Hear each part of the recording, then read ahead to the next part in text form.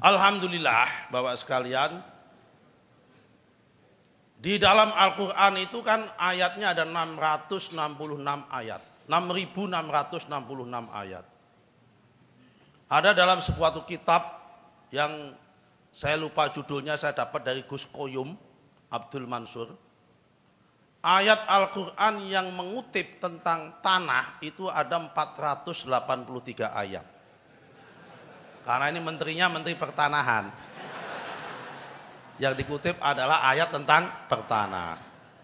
Ini pertanda bahwa memang tanah ini dari zaman Nabi Adam sampai sekarang selalu menjadi masalah dan sumber masalah. Perang terjadi karena rebutan tanah. Termasuk keluarga besar pecah karena rebutan tanah. Salah satu. Jangan-jangan NW pecah karena rebutan tanah juga. Mohon maaf ini. Nah, salah satu ayat yang menarik itu adalah ayat yang mengatakan wa minha khalaqnakum wa fiha nu'idukum wa minha nukhrijukum taratan ukhra. Dari tanahlah kalian aku ciptakan, ke dalam tanahlah aku kembalikan, dan dari tanah pula aku bangkitkan lagi, aku munculkan lagi dalam kehidupan yang berbeda-beda. Tiga agama samawi, Yahudi, Nasrani, Islam punya pendapatan yang sama, bahwa manusia diciptakan dari tanah, dikembalikan dari tanah. Karena manusia ini diciptakan dari tanah dan bentuknya manusia kan beda-beda. Saya yakin dulu juga diciptakan dari tanah yang beda-beda juga. Kalau kayak istrinya Pak Iqbal ini udah cantik. Kalau diajak ke luar negeri, kan dulunya pernah jadi dubes kan. Kalau tugas ke luar negeri itu selalu belanja terus.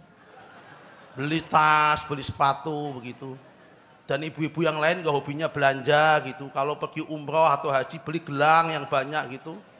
Saya yakin dulu ini ibu-ibu itu tercipta dari tanah pasar.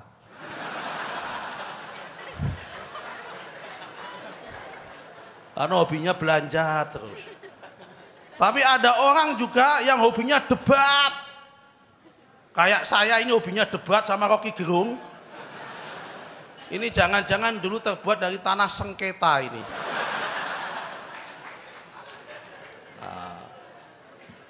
Ada juga yang kalau bisnis itu rugi melulu, itu dagang rugi melulu. Oh ini dulunya dari tanah kuburan ini, jangan-jangan. Nah ini sebenarnya untuk ini aja. Bapak sekalian, tanah nanti akan nyambung dengan program NW ini. Tanah di Indonesia itu jumlahnya 170 juta hektar. Se-Indonesia dari Sabang sampai Merauke 170 juta hektar. Dari 170 juta hektar itu yang hutan 120 juta, yang tidak hutan 70 juta. Yang tidak hutan ini bapak-bapak sekalian, ini yang nanti saya sampaikan. Yang tidak hutan yang 70 juta ini 46%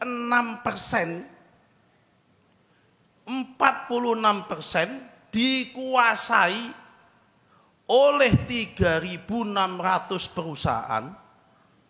Yang 3.600 perusahaan itu kalau kita teliti, kita deteksi hanya dimiliki oleh 60 keluarga.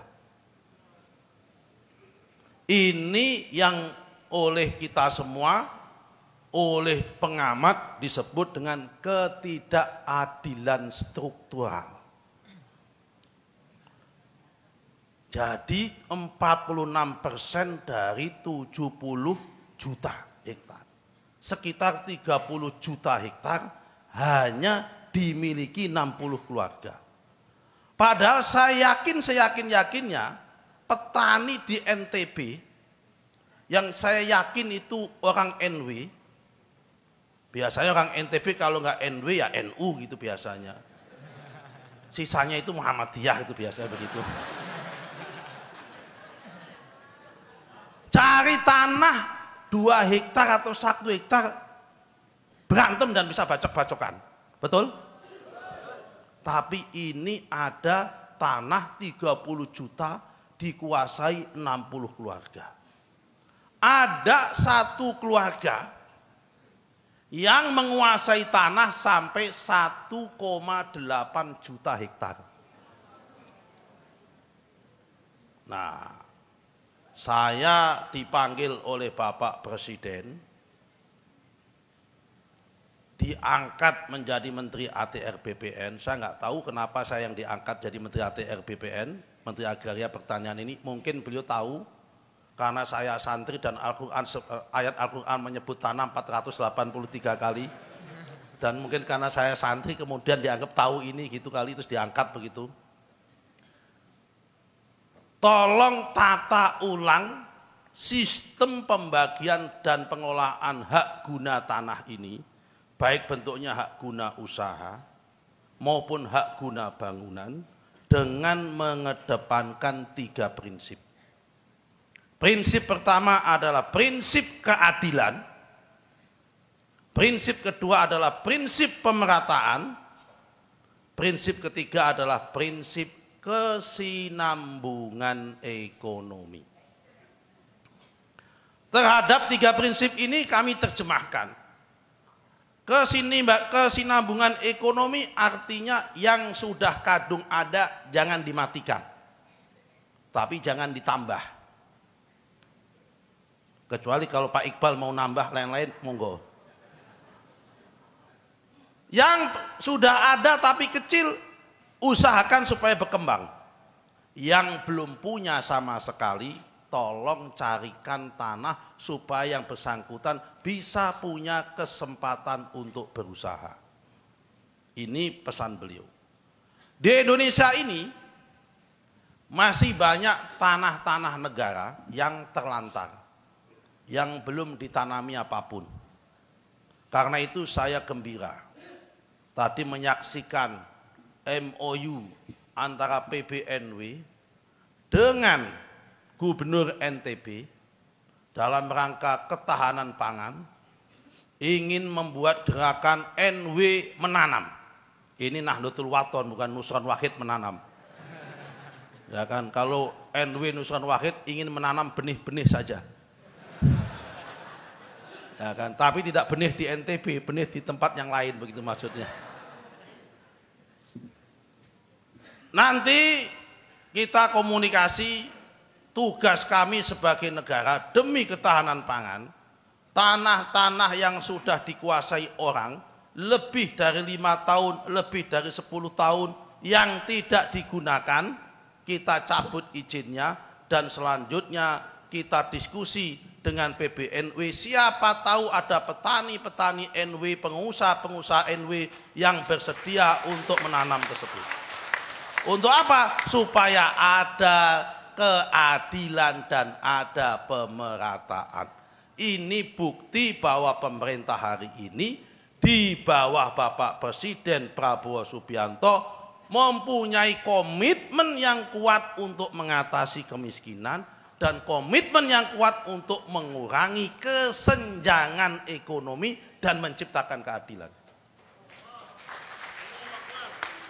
Kami sudah MOU dengan PBNU, kami sudah MOU dengan PP Muhammadiyah, kami sudah MOU dengan Persis, dengan PUI. Nah, kalau NW ingin partisipasi, kami syukur alhamdulillah dan senang hati. Kenapa? Karena di Indonesia ini besar, di dalam Indonesia mayoritas umat Islam. Dan di dalam bangunan umat Islam itu, di dalamnya ada Nahdlatul Wathon. Karena itu Nahdlatul Wathon tidak boleh ditinggal dalam gerbong pembangunan bangsa Indonesia ini. Apalagi ketua umumnya kemarin masuk tim sukses, masa ditinggal? Nah, karena itu harus sama-sama nanti, bersama kekuatan yang lain. Semua sudah kita ajak, MUI sudah kita ajak. Nah, nanti kita bicara khusus, ya kan. Kalau tadi tahu saya ada gerakan menanam, kita ingin MOU juga dengan NW. Tapi karena belum dikasih tahu ya sudah, saya niatnya datang sini silaturahmi, saya datang sini niatnya tabarukan, ya kan, wa mahabbatan. Saya datang sini niatnya tabaruk dan mahabbah kepada pendiri Nahdlatul Wathon.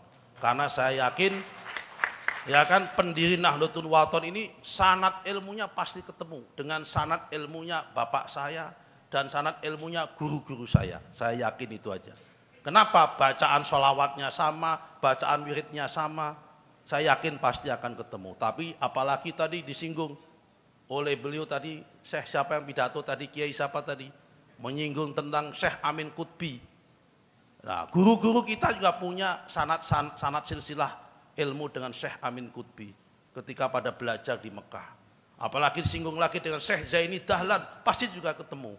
Apalagi dengan beliau Tuan Guru Zainuddin As-Sani, beliau belajar sama Said Abuya Said Muhammad bin Alwi bin Abbas Al-Maliki. Guru-guru kami juga belajar kepada Said Muhammad bin Alwi bin Abbas bin Alawi Al-Maliki Al-Hasan. Sama semua ini. Bahkan saya setiap bulan di rumah, saya punya 2 rumah, bukan berarti 2 istri. Rumah di Kudus dan rumah di Jakarta. Setiap bulan kami membuat majelis yang salah satu kitab yang dibaca adalah kitab karyanya Abuya Said Muhammad bin Alwi bin Abbas Al-Maliki, yaitu kitab Mafahim Yajibu an Tusohah. Selalu kita baca, ini penting. Insyaallah kita kolaborasi pemerintah, kami khususnya di Kementerian Agraria dan Tata Ruang, Badan Pertanahan Nasional menyambut gembira. Tolong Pak Kanwil, ini Pak Kanwil hadir, dicarikan Pak tanah-tanah yang terlantar, HGU yang izinnya sudah habis di NTB, nanti kita lakukan redistribusi kepada warga Nahdlatul Wathon. Kalau di NTB tidak ada, kita carikan di Kalimantan. Kalau mau transmigrasi, ya kan. Kalau Kalimantan nggak ada, kita carikan Sulawesi, ya kan. Kalau Sulawesi nggak ada, kita carikan Papua, ya kan. Kalau Papua nggak ada, saya nggak mungkin nyarikan ke Malaysia karena saya menteri di Indonesia, meskipun banyak orang NW yang di Malaysia. Saya kira ini yang bisa kami sampaikan. Sekali lagi tahniah, selamat hari jadi Nahdlatul Wathon ke-72. Berbahagialah menjadi warga Nahdlatul Wathon. Berbahagialah menjadi bagian dari Nahdlatul Wathon, karena saya yakin Nahdlatul Wathon didirikan dengan mahabbah kepada Rasulullah. Didirikan karena mempunyai asar dan spirit perjuangan yang sanadnya nyambung kepada Rasulullah Sallallahu Alaihi Wasallam.